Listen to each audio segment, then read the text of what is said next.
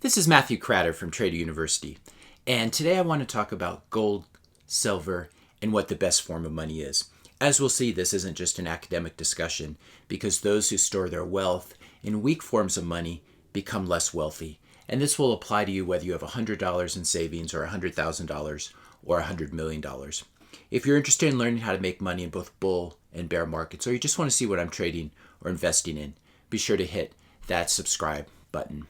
So one way to think about this is to think about different forms of money and what has happened to them. So obviously Native Americans and parts of Africa, parts of Asia, shell money was used. And this was one of the things that was very devastating to Native Americans, apart from guns, germs, and steel, was the fact that the settlers figured out very quickly that they could just go get some shells somewhere else and use them to buy up North America, to buy commodities, to buy real estate, etc. So you had a situation here where a weaker form of money, basically money in the form of shells, which was very easy to increase the supply, was displaced by gold and silver coins, which were much more scarce. In the modern world, this problem hasn't gone away. Obviously, we've all seen what's happened to the Turkish lira over the last few years. If you stored your wealth in Turkish lira versus US dollars, you had a much worse outcome. Even though the US dollar has gone down in terms of its purchasing value, it hasn't gone down nearly as fast as the Turkish lira. This year, as we can see, both the Zim dollar, the Zimbabwe dollar, and the Venezuelan bolivar have gone down 70% against the dollar. So this isn't an academic form of discussion. This is something that's very important. And what's happened in these countries could happen in the US or any other developed country. There's no rule against it. It could happen slowly or it could happen quickly. In economics, you just never know. And so that's why it's very important to think about questions like this. Now, I've been getting a lot of comments in my YouTube videos, especially about silver versus gold. And I think it's a useful example to think about how to store your wealth. And so these comments are always like, silver has more industrial usages than gold, and so it's actually a better form of money. Silver's more useful. People will say good money is both scarce and useful for industrial purposes. And I don't think that's true. And that's what I'm going to be arguing in this video. I would say that the best form of money is pure money.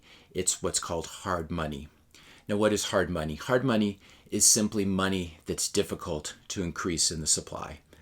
What we have in the US dollar is actually very easy money or soft money. It's very easy for them to digitally print up more money. Gold is the type of money that's very difficult to increase the supply. It's very expensive. It's very dangerous. You require a lot of very heavy equipment and labor to increase the money supply of gold. And so what we have in the world is we have sort of a competition between different forms of money. And the better forms of money eventually win out. And so if you're holding shell money versus gold coins, we know how that played out. And I think something similar is going to happen in the race between silver, gold, and some of the cryptocurrencies. That's what we're going to be talking about. So hard money is the best form of money simply because it has a very low monetary inflation rate. It's very difficult to increase the supply. Now, we also have very useful commodities that are industrial inputs. They're used to create gasoline to run cars or industrial production, or they're used in catalytic converters. We have things like crude oil, palladium, platinum. But the thing about these commodities, even though they're extremely useful, like it'd be hard at this point, hopefully we can transition away from it, but it'd be very difficult at this point to imagine life on Earth without crude oil.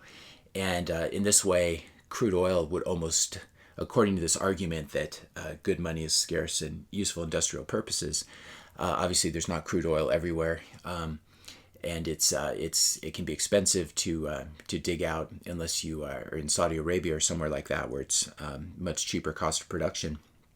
But the problem with these is that it's fairly easy to increase the supply when prices go up.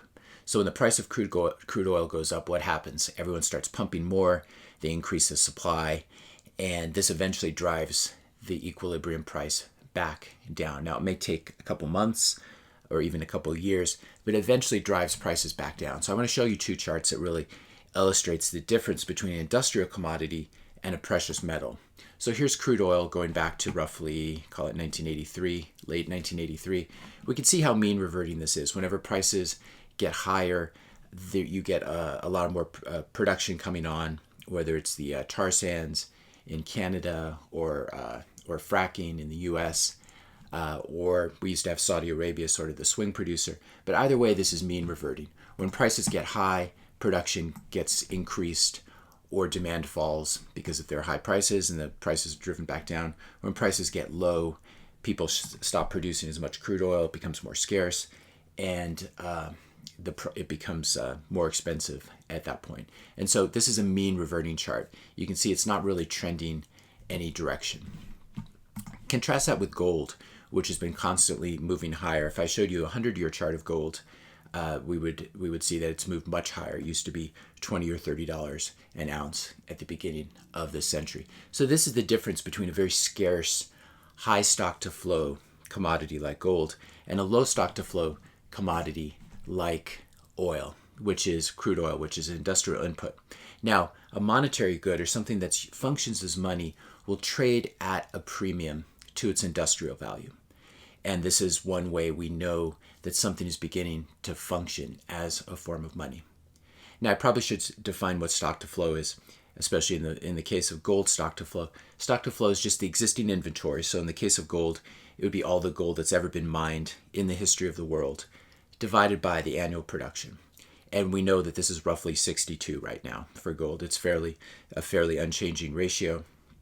And what this means is it would take 62 years at current gold mining rates to replace all the above ground gold, most of which is in the form of jewelry and government vaults and central bank vaults, etc.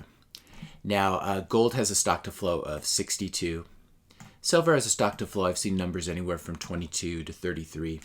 Things like platinum, palladium, which you would think would be more valuable than gold, are actually not when you look at their total market cap. So in this case, we don't look at the price of gold or silver. We look at the market cap, which would be the price of an ounce of gold times the number of ounces that are above ground in the world. Likewise for palladium and platinum. So even though palladium or platinum might trade at a higher price, it doesn't mean we're basically looking at the total value of all of it, or the total market value. And what we have found over time is that commodities with higher stock to flows begin to function more like money, and they trade at a premium to their industrial uses. And so even though palladium and platinum and crude oil are very valuable, most of them have a stock to flow around 1, which means you could replace all the existing above ground supply in just 1 year. So again, this is stock to flow is just inventories divided by annual production. I'm citing Plan B's papers here, which I'll link to below. But we can plot these, and they plot very nicely. And what you find is that at the high end of this sort of linear regression, we have gold right here, we have silver, and then we have Bitcoin in its various incarnations. Bitcoin right now has a stock to flow somewhere in the middle right here, as we'll see. And what this basically demonstrates is that the higher a commodity's stock to flow, the higher its market cap. And this is one reason I'm very bullish on Bitcoin. Now, another way of looking at stock to flows, you can look at the inverse of it. And if you look at the inverse, that basically gives you the monetary inflation rate, or the rate at which the money supply is increasing. So if we take 1 over 62, we would get about 1.61%. This is the inflation rate for gold. This is the rate at which the gold supplies are increasing in the world. And you can see it's a very small, it's a very low inflation rate, a low monetary inflation rate. And this is simply because gold is very difficult to mine and very expensive to mine as well. So even when prices go up to $2,000 an ounce, it still is difficult to bring more supply online, more production online. Now let's compare this to the monetary inflation rate of the US dollar. If gold is about 1.6%, the US dollar, we can see over the years, we're looking at the M2 money stock here, the M2 money supply. It's really gone anywhere from, it's been pretty consistently above 5. In 2018 and 19, it briefly dipped below, but it was around 4. And we can see what's happened during, in the wake of the COVID crisis, is the monetary inflation rate has gone, and these are sort of looking at supply increases over the trailing 12 months, but it's really gone into the low to mid 20s. So the last data point here is 23%. The money supply is growing at a 23% rate versus a 1.6% rate. Now, this is one reason that gold has outperformed the dollar. In other words, gold prices have gone up in dollar terms so much over the past year. Now, I would suggest that Bitcoin is an even better form of money for this reason. If we look at its realized stock to flow right now is 31, and it's very quickly trending toward 55. So it's going to be above silver, and it's going to be very close to gold. After the next halving in 2024, it's going to have an even higher stock to flow than gold, which suggests that it should have a higher market cap than gold. And so it should have a market cap above, in excess of 11 trillion, or whether $11 trillion or wherever gold is right now. If we look at the inverse of the stock to flow, or the monetary inflation rates, the realized inflation on Bitcoin right now is about 3.2%. This is looking over the past 12 months, but if we look forward, it's approaching that of gold, 1.8%. So this is a very hard form of money. And the reason the stock to flow is going up is because the annual production of new Bitcoin is going down because of the halving. The Bitcoin miners are producing fewer new Bitcoin that are added to the supply. We're currently at a supply of about 18.5 million Bitcoin, and there will only be 21 million Bitcoin ever, 21 million Bitcoin. So if we take a look at how these various forms of money have performed in 2020, we can see that Bitcoin is up 59%, and silver is up 46%. Gold is up 24%. Now, someone might say, well, shouldn't silver be up because it be up more because it has shouldn't gold be up more because it has a higher stock to flow? Over short periods of time, this is not how it works. But over longer periods of time, gold should have a higher stock to flow. Gold should have a higher market cap than silver, and that is in fact what we see.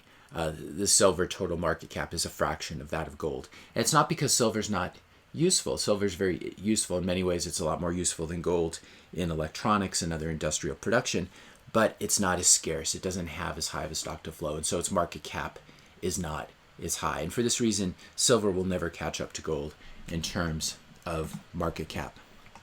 Now, as we said, silver has industrial uses. It's both a commodity, an industrial commodity, and a monetary good. And so its prices are driven both by industrial demand as well as demand for it as a monetary good. And I would suggest this year, most of the demand for silver has been demand for it as a monetary good, as a hedge against monetary inflation and the overproduction of US dollars. Gold is mostly a monetary good. Just 10% is used for industrial purposes. So it's a much purer form of money. It's obviously very beautiful. It has this 5,000-year history, which people like about it. But what I'm trying to suggest in this video is that as you progress from silver to gold, and we used to be on a silver and gold standard, sort of bimetallism, and we've now, then in the 20th century, or late 19th century, really beginning with Germany, we moved to a gold standard, and then since 1971, the U.S. Has been off the gold standard, as have all other countries. But we've been sort of progressing from worse forms of money or softer supplies of money to harder supplies. So we moved from silver and gold to just gold. And then we went through this terrible fiat period of very soft money. And now hard assets, hard money is being rediscovered. And so this is what I like about Bitcoin, is that it's a purely monetary good. It's not a commodity. It's not a commodity input into any processes. And as such, it's a pure form of money. Now, this bothers a lot of gold bugs and silver bugs because they say it doesn't have any uses. But I think people misunderstand the difference between a commodity and a monetary good. A commodity obviously has uses, industrial uses. It's an input into making things, or it's a form of energy in the case of crude oil. But a monetary good is used as a store of value and as a medium of exchange. And it doesn't have to be beautiful, especially, and you don't have to be able to wear it around your neck in the form of jewelry, especially in the digital 21st century. So I want you to think about Bitcoin as a pure monetary good with a very low monetary inflation rate.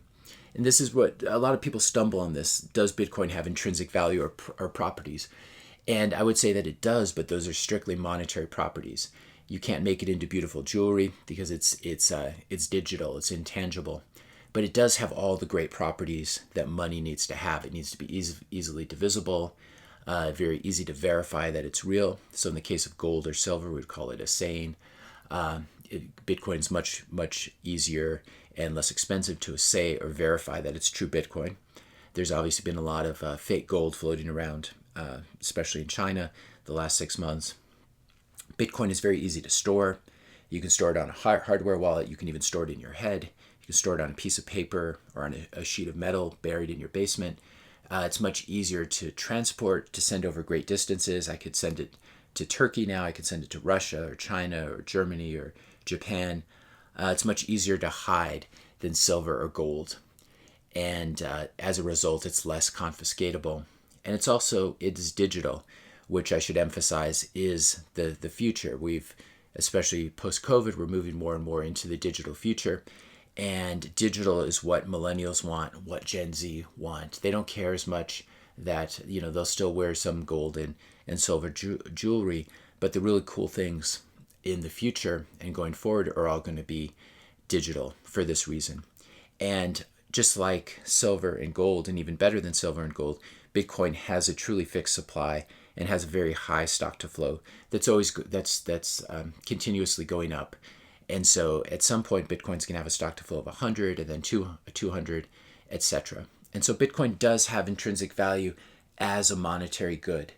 And I hope that I've made that clear in this video, that it doesn't have to have an industrial use. In fact, it's a better form of money if it has no industrial usages, because its price will be solely driven by it by monetary demand and monetary supply. So it's a much purer form of money, which is very interesting. If you're an economist, you want to know what the demand is for money, what the price of money is, what the interest rate is associated with borrowing Bitcoin or lending Bitcoin, etc. So it's a much purer form of money.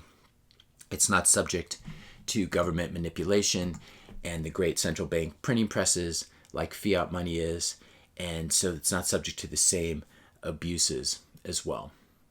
Please hit that subscribe and like button if you found this video helpful, and hit that notification bell so you'll be notified when I post my next video. And let me know your questions and comments in the comment section below. Hopefully this made some sense what I was talking about. Thanks a lot for listening, and I'll see you in the next video.